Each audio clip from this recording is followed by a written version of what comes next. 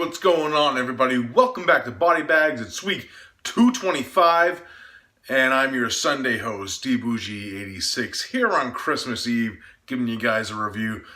First off, before I do my review, I want to just wish everyone that watches Body Bags a Merry Christmas and Happy Holidays, and really great stuff, you know, like the Christmas season.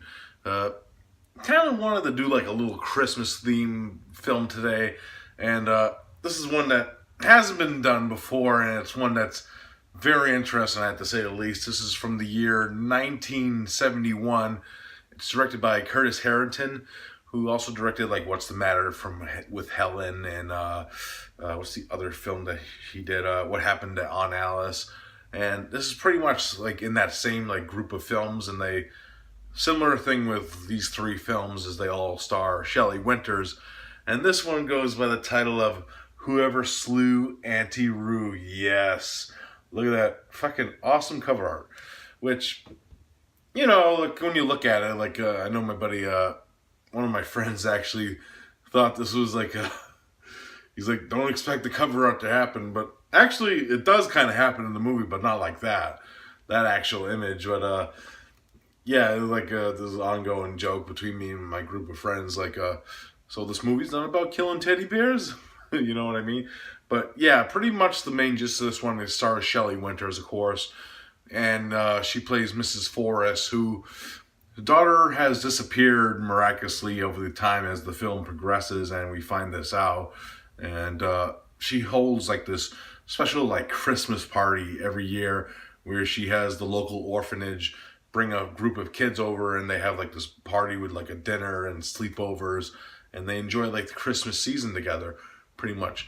And then we enter our two main like orphan characters, their brother and sister, Christopher, played by Mark Lester, and his little sister, Katie. And Mrs. Forrest actually gets like infatuated with Katie because she kind of reminds her of her daughter in a way, like similarities and like the way they talk and look and stuff like that, and she's kind of getting a hold of her.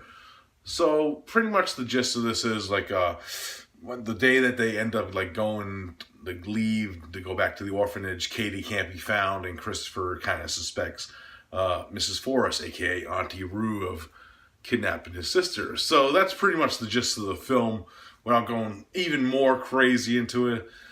Now, my thoughts on this film. This is pretty much like the way I would describe this film is a take on like the Hansel and Gretel story, and that's no like big spoiler because they do mention like Hansel and Gretel throughout the film, and there's like a lot of like little hints at Easter eggs of the Hansel and Gretel story within this film, and I really like that. Like even calling like one of the orphans actually calls this house like the gingerbread house.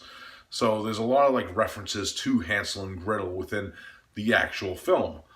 Now, Shelley Winters is always like in the, like these type of roles, like the What's the Matter with Helen and What Happened to Aunt Alice. She always plays like this crazy psychotic lady, and this is no different. Her performance in this is miraculous. This is full force Shelley Winters awesomeness, and she does a tremendous job in the role. Like, you're just following her, and you see her go delve more into insanity as the film progresses, and it's fucking awesome. And the two kid actors are really good. Like, they are like I think they're British. I'm not sure. I think this was filmed in England. I think they are actual British kids, so their accents are authentic. So that's really cool that they did that. You know what I mean? Like they got like real kids that set their timepieces. It's not like you feel like they're doing like a fake, like a British accent, but very interesting. Like I know like some films like this, like they have like American cast, and then they have like a weird like British kid, and they let him keep his British accent.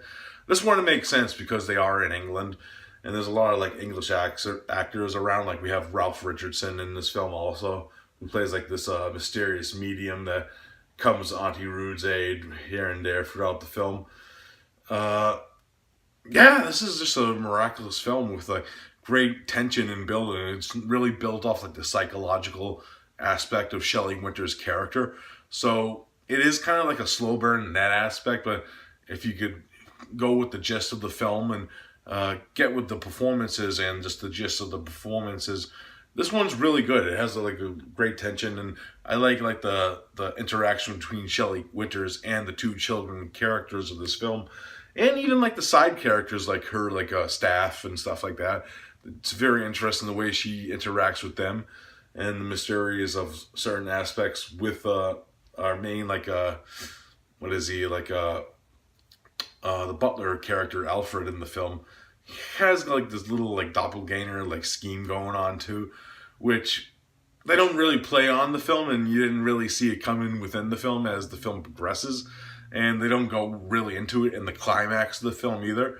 So other than that, it's still a fun watch, and like I said, if you know like the Hansel and Gretel story, you kind of know where this one's gonna lead to. If you don't, then you'll be more surprised, but it's really interesting to see it in like this like psychological horror film in a way. Like this one's very psychological with its main character of the mysterious of Mrs. Forrest and what she's gonna do to these kids, or is she gonna do it, and the ending's awesome.